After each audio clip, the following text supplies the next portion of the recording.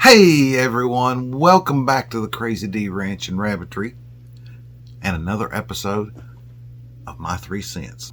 Today we're going to be tackling a subject, a word that's been getting thrown around a lot lately.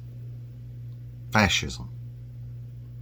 Now what we're seeing today is a lot of people are using it as a insult. But you know what? If you don't know what it means, if you don't define it, and if you don't look at history and what's happening today, it just becomes another word to make people shut up. So today I'd like to lay it out plain for everyone to understand and see how it applies to leaders we've had in the past and more recent leaders like Barack Obama, Joe Biden, Donald Trump. And yes, we'll even talk about Trump's second administration and how it applies to it as well. I'm telling you up front, be prepared. Neither party has clean hands. We need to take a look at the patterns we're seeing and have seen. These patterns ought to make any freedom-loving American stand up and take notice. Let's get started.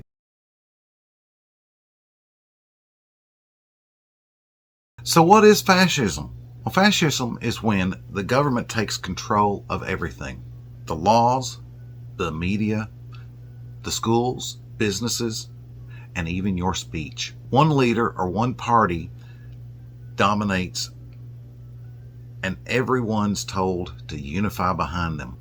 Dissent is treated like treason. It's dangerous, it's unpatriotic, even criminal. The economy does allow private property, but you only get to keep it if you play by the government's rules. That's why Mussolini in Italy and Hitler in Germany rose so fast. People were scared, they were divided, they were desperate. And the leader said, hey, we'll protect you. All you have to do is give up your freedom. And that's exactly what they did. That's how it starts.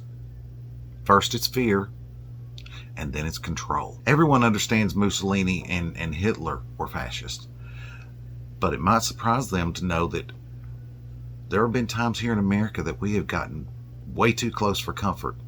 Thankfully, no American leader has been a fascist, but it's been close. Woodrow Wilson, during World War I, he censored the media and he jailed his critics. Anyone who spoke out against the draft or the war, they were the enemy. That's not liberty. FDR, during World War II, he rounded up all of the Japanese Americans and put them into camps. Citizens were stripped of their rights and their freedom, all in the name of safety. A little closer to home, George W. Bush, after 9/11, created the Patriot Act surveillance that expanded the government reach into private lives. But none of them were fully fascist, but they did take steps down that road. And every step makes it easier for the next leader to go a step further. And even more recent, Barack Obama, he expanded the government surveillance, and he used the IRS to go after the Tea Party and other conservative groups. That was using government muscle to silence his opponents. That was dangerous. And let's talk about Donald Trump during his first administration. People love to call him a fascist. But let's take a close look.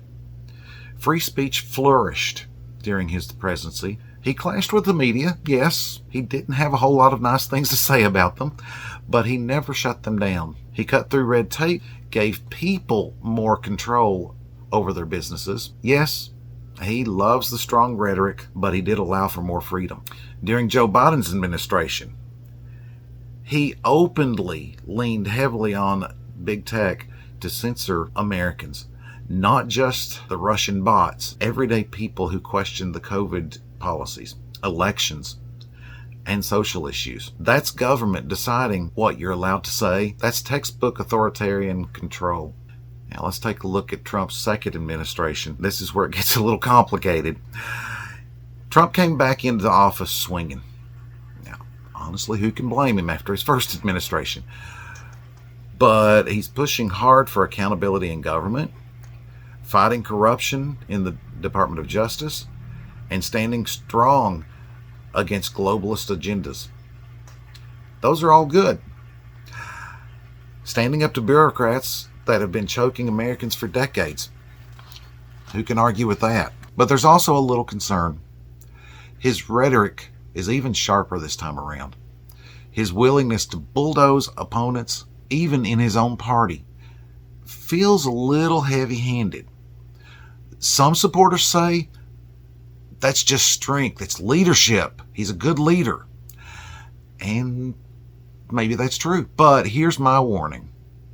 Anytime power concentrates in one person, one leader, whether it's Biden's censorship or Trump's forceful leadership, the risk of sliding into authoritarianism gets bigger. We have to hold even leaders that we like accountable, or else freedom will slip away under the banner of winning. Now let me bring in a name that everybody has heard a lot recently.